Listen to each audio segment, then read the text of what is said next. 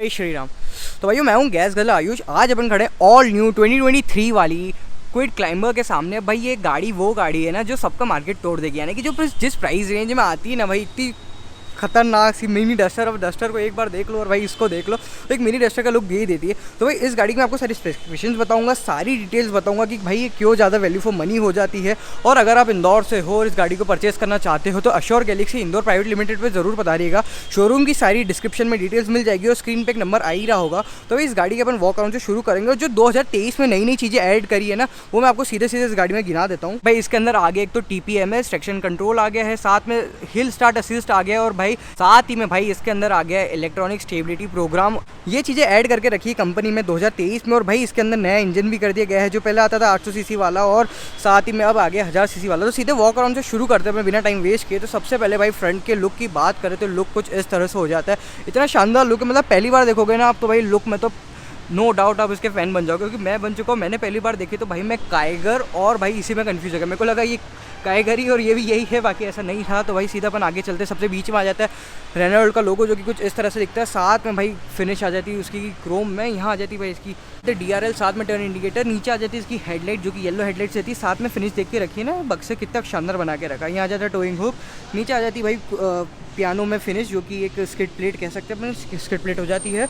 और भाई फ्रंट से लुक कुछ इस तरह से हो जाता है। मैं आपको हुड के नीचे बता देता हूँ उसका इंजन। सबसे पहले इंजन क्या है तो भाई ये हो जाता है इसका इंजन बेस जो कि कुछ इस तरह से दिखता है। नया इंजन आ जाता है जो कि BS6 complaint to ignition of के साथ आ जाता है। ECS और ट्रैक्शन कंट्रोल की सारी चीज़ें आप यहाँ पे देख ही सकते हो जो नए इग्निशन के साथ आता है, मतलब BS6 स्टेज 2 वाला। अब इंजन की बात करें तो 999 सीसी वाला, मतलब 1000 सीसी वाला। प्रोड्यूसर 67 bhp मतलब 91 Nm टॉर्क के साथ आ जाए, जो कि भाई कंपनी क्लेम करती है 21 किलोमीटर पर लीटर का एवरेज। तो इसका इंजन हो जाता है। अब भाई इंजन के साथ ही में इंसुलेशन मिल जाती है आपको। यहाँ पे इंसुलेशन देके रखी है, ये वॉशर फ्लूइड का पाइप देके रखा है। साथ में भाई आप देख ही सकते हो कैसा काम करके रखा है। यहाँ लिख के रखा है भाई प्रेशर वॉश नहीं करना है गाड़ी के अंदर। तो ये सारी चीज़ें हो जाती है।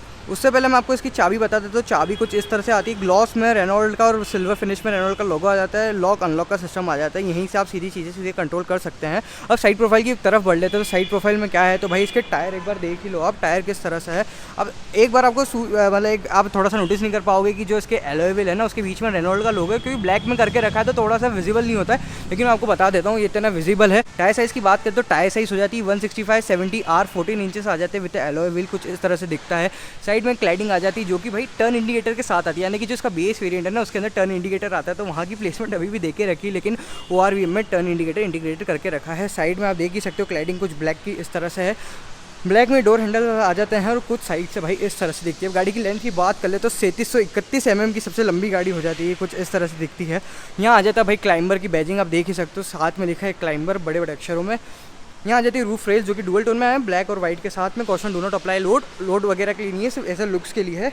और भाई जो पीछे से गाड़ी हो जाती है ना कुछ इस तरह से दिख जाती है। रेनॉल्ट की बेजिंग, क्लाइंबर वगैरह सारी चीज़ें आ जाती है। मैं आपको बता देता हूँ। तो यहाँ आ जाता है भाई इसका लोगो, साथ ही में यहीं आ जाता है अपना कैमरा जो कि क्विड के नीचे आ जाए, क्विड की ब्रांडिंग आ जाती है। साथ में आप बूट अनलॉक करने के लिए की का यूज़ कर सकते हो। रेनॉल्ट की बेजिंग, यहाँ आ जाते हैं भाई इसके टेल लाइट जिसमें turn indicator, reverse light, brake light आ जाती है। हाई स्टॉप माउंट लैंप आ जाता है। यहाँ पे एंटीना आ जाता है जो कि शार्क फिन नहीं नॉर्मल वाला है। एक बार मैं आपको इसका बूट खोल के बता देता हूँ बूट की क्या है। तो भाई बूट कुछ इस तरह से हो जाता है जो कि आता है पार्शल ट्रे के साथ, जो कि मैनुअली है, एडजस्टेबल करनी पड़ती है। इसकी साइज़ की बात करें तो 279 लीटर्स का बूट आ जाता है। और भाई साथ ही में नीचे एलॉय व्हील आ जाता है, मतलब स्पेयर व्हील आ जाता है जो कि सेम साइज़ का है। 165/70 R 14 इंचेस में आ जाता है। साथ में टूल किट वगैरह आ जाती है। तो कुछ इस तरह से ये हो जाता है। तो भाई यही सारी चीज़ें रहती, बूट कुछ इस तरह से हो जाता है। यहाँ पे कोई ऐसे ग्रैब वैब हैंडल नहीं, सीधे पकड़ो और धड़ाम से नीचे कर दो,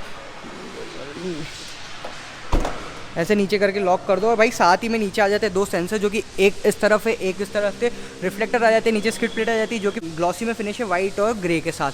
तो ये भाई गाड़ी बाहर से हो जाती है। अब अंदर की तरफ बढ़ते हैं, अंदर की तरफ क्या है तो भाई सबसे पहले साइड में चलते हैं। अब भाई अंदर की बात करें तो सबसे मेन चीज़ ना इस गाड़ी के अंदर कन्फ्यूजिंग है, जो कि आपको भाई मैं बता देता हूँ। तो वो क्या है कि जो पावर विंडो का बटन कहीं देखे नहीं रखा, मतलब कहाँ से खोले भाई। अगर पहली बार आप इस गाड़ी में बैठ रहे हो, आपको आदत नहीं है ऐसी गाड़ी की, खासकर मुझे भी नहीं थी, यहाँ पावर विंडो मुझे मिला ही नहीं, कहाँ मिला बता देता हूँ। सबसे पहले क्रोम फिनिश में यहाँ पे अनलॉक का सिस्टम आ जाता है। ये वाइट लाइन में आ जाता है। यहाँ पे थोड़ा सा हाथ पकड़ने के लिए आ जाता है। यहाँ भाई बॉटल होल्डर अच्छी खासी स्टोरेज मिल जाती है। बैठ के बताता हूँ तो सबसे पहले भाई इसका स्टीयरिंग व्हील हो जाता है, जो कि कुछ इस तरह से दिखता है। यहाँ से गेट लगाते हैं और भाई ये इसका स्टीयरिंग व्हील हो जाता है। अब भाई सीन क्या है कि जो मैं आपको बात कर रहा था ना, अगर आप गाड़ी में आओगे और पावर विंडो ढूंढोगे तो पावर विंडो आपको मिलेगी नहीं। भाई मैं हर जगह ना पावर विंडो ढूंढता रह गया, मेनली तो यहाँ पे ध्यान जाता है कि भाई यहाँ होंगे पावर विंडो, फिर भाई ध्यान गया कि यहाँ पे है, तो वही मारुति वाली चीज़ें इसके साथ भी हैं। भाई सबसे पहले स्टीयरिंग की बात कर ले तो यहाँ आ जाते हैं सारे कंट्रोल, सोर्स वगैरह प्लस वॉल्यूम माइनस कर सकते हैं। यहाँ से भाई कॉल पिकअप और म्यूट कर सकते हैं। ये इसका आरपीएम आ जाता है, जो कि साथ में भाई ऑडोमीटर किलोमीटर सारी चीज़ें बता देता है। यहाँ इसका बटन आ जाता है, बटन से आप सारी चीज़ें गो थ्रू कर सकते हो, ट्रिप भी, रेंज वगैरह सारी चीज़ें बता देता है। और भाई यहाँ पे टेम्परेचर फ्यूल वगैरह की वार्निंग आ जाती है। यहाँ आ जाता है एसी वेंट्स, और भाई ये ओआरवीएम के एडजस्टेबल हो जाते हैं, जो कि भाई इसके ओआरवीएम के सारे कंट्रोल्स हो जाते हैं, जो कि आप ऐसे एडजस्ट कर सकते हो। मतलब है तो ये मैनुअली, लेकिन जो ग्लास को एडजस्ट करने के लिए सारी चीज़ें हो जाती है। ये इंफोटेनमेंट सिस्टम आ जाता है, जो कि इतना बड़ा सा दिखता है। स्लिक की बात करें तो भाई स्लिक है कि नहीं, स्लिक तो है, मतलब है बढ़िया, अच्छा खासा है, इन्होंने बना के रखा है। लाउडनेस वगैरह, डिस्प्ले वगैरह, कनेक्टिविटी सारी चीज़ें फटाफट हो जाती है। यहाँ आ जाता है भाई एसी के अपने वेंट्स आ जाते हैं, जो कि पियानो फिनिश के साथ आते हैं। यहाँ आ जाते हैं पावर विंडो के दोनों कंट्रोल्स, गाड़ी लॉक कर सकते हैं सीधे। ये हैजर्ड लाइट का बटन हो जाता है, एसी के सारे कंट्रोल्स आ जाते हैं। नीचे आ जाता है भाई 12 वोल्ट का सॉकेट, साथ ही में भाई यूएसबी और ऑक्स की केबल आ जाती है। और यहाँ आ जाता है भाई अपना एक स्टोरेज स्पेस। यहाँ भी थोड़ी सी स्पेस वगैरह आती है, आप चाबी वगैरह रख सकते हो। और कोई भाई बॉटल होल्डर नहीं है, थोड़ी सी अचंभे की बात है, बॉटल होल्डर वगैरह रहनी थी। यहाँ आ जाता है भाई बॉटल होल्डर। और भाई इस सेगमेंट में ना इतना बड़ा ग्लव बॉक्स मैंने नहीं देखा, मतलब इतना बड़ा है। यहाँ पे भी स्टोरेज और भाई अंदर ना मेरा हाथ अब सीधे सीधे देख लो कहाँ तक जा रहा है, ये यहाँ टच हो रहा है मेरा हाथ, इतना बड़ा इसका स्टोरेज स्पेस हो जाता है।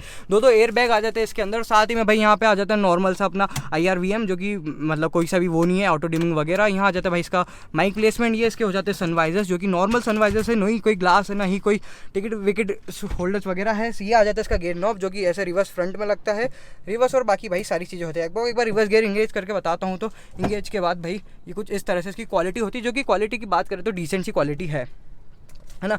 ये सीट हो जाती है भाई, जो कि कुछ इस तरह से आती है, येलो फिनिश के साथ आती है, ट्रीटमेंट के साथ। सीट की बात करें तो कंफर्टेबल तो है सीट, मतलब अगर आप कंपेयर करो ना दूसरी गाड़ियों से इसी सेगमेंट में, तो उनको तो भाई ये पछाड़ रही है। अब पीछे की तरफ चलते एक बार ये सीट आपको बता देता हूँ कैसी क्या है।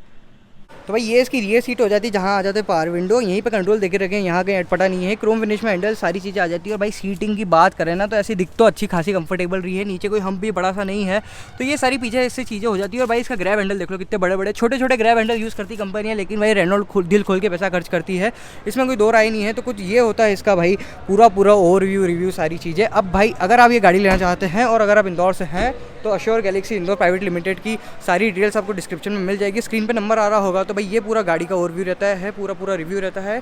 तो भाई मिलते हैं अगले किसी रिव्यू में, अगले किसी ओनरशिप एक्सपीरियंस में। तब तक सब्सक्राइब कीजिएगा गैस गला आयुष को। धन्यवाद।